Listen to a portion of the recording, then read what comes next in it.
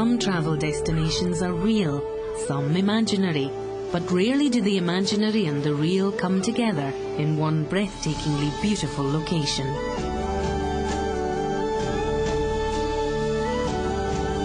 Of all the islands in the Hebrides, few are so shrouded in myth and legend as the Isle of Mull, the home of fabled Celtic warriors, soaring mountains and white sandy beaches.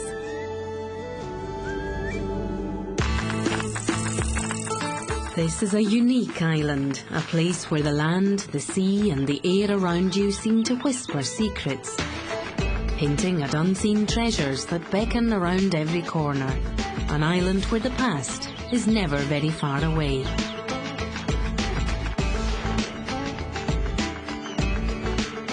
And if the past has a theme, then it has to be the sea, which has shaped the history of the island and its environment.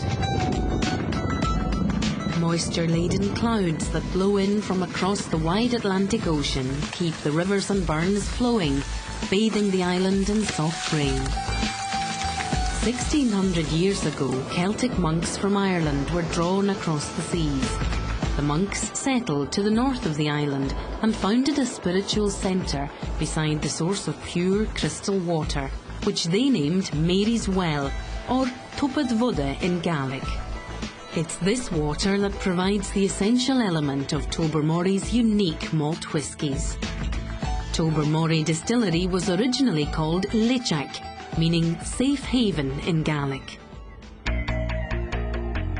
Tobermory Distillery was founded in 1798 and it's one of the oldest working distilleries in Scotland. The distillery's got its own private water supply. It's about a mile outside the town and the water is peaty and it adds a nice flavour to our whiskies. The malty barley goes through to our mill machine where it's milled down into grist and it's then transferred through to the grist hoppers above the mash tun. And it's dropped from the grist hopper into the mash tun and mixed with water and it's left to soak for a period of time before it's pumped through to the washbacks. Through in the washbacks we add the yeast to it and it's left to ferment for up to 90 hours. When it's fully fermented it's about 7% alcohol. The wash arrives in the still house and it's charged into the wash stills for its first distillation process. The wash is heated and the alcohol vapours rise up through the neck of the still and into the condenser where it is cooled and drops back into the spirits as liquid, which is called low wines, and it's 25% alcohol at this stage. Once it's gone through its second distillation, the spirit is ready for casking and it's left to mature. The distillery's original Gaelic name lives on in the 10-year-old Lichach, where it is produced along with its more famous cousin, the Tobermory single malt. The 10-year-old Tobermory's got a lovely, well-rounded flavour to it, and it's got a natural peatiness that comes from its our own private water supply, and it's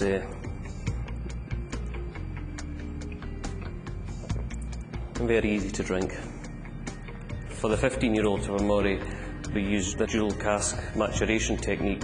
The whisky is recast into Gonzales Baez sherry casks, hand-selected by our master distiller, to let the island influences take effect on the whisky. It's got a nice orange marmalade nose to it and a slight hint of smoke.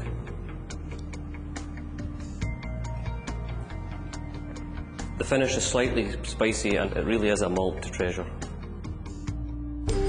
Tobermory whisky is not the only treasure that has made the little town of Tobermory famous. In 1588, following the defeat of the Spanish Armada by the English fleet, a damaged Spanish galleon limped into the safety of the bay. Succumbing to its wounds, the ship sank beneath the waves, but to this day it has never surrendered its legendary treasure. A more tangible treasure can be found where Spanish gold is more elusive. Capturing the essence of the island's legendary past and its unspoilt Atlantic setting is this liquid gold from the waters of Tobermory, Mary's Well.